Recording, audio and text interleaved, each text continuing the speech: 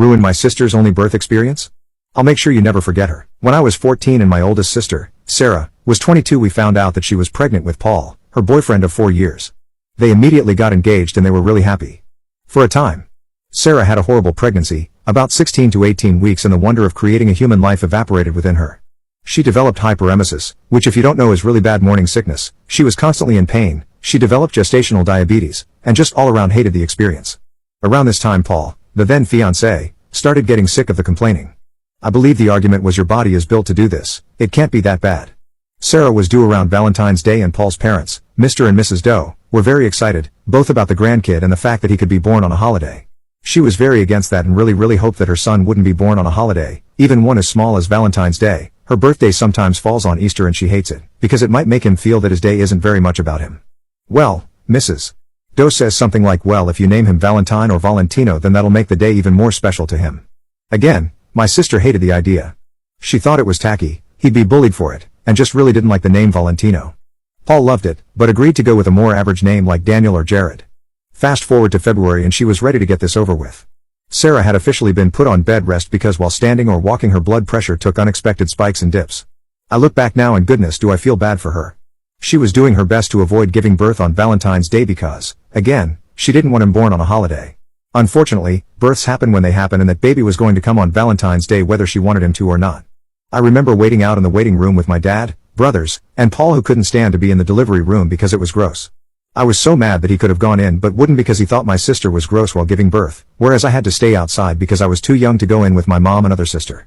Dad went home with the youngest 2 brothers while the oldest, Zeke, stayed to watch me because I refused to leave. 16 hours after Sarah went into labor, my little nephew was officially part of the family on the evening of Valentine's Day. Unfortunately, Sarah was not okay. She had to have an emergency cesarean section and while doing the operation discovered that the back of her uterus, facing her spinal cord, had a very large and very severe, thankfully non-cancerous, tumor. When I say large I mean it was twice the size of a standard uterus.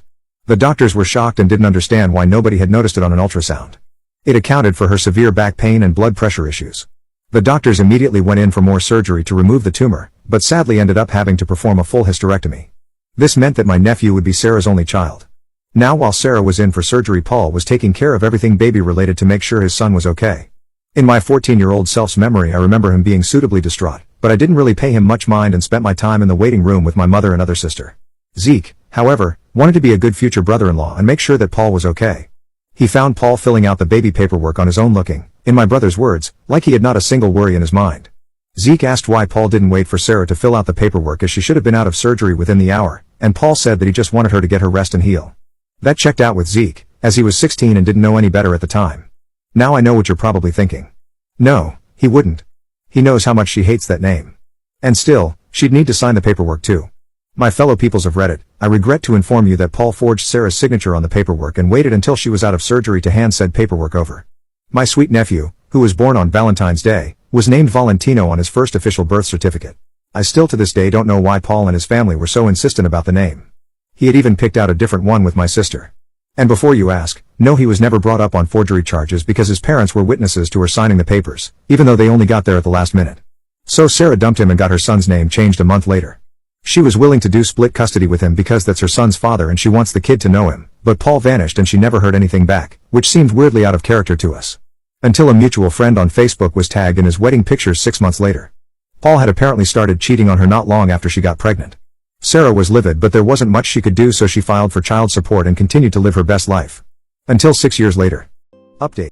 So Sarah has been a single mother for the past 6 years and has been amazing at it. At this point in my career I've been a hairdresser for about 8 months at our local Great Clips.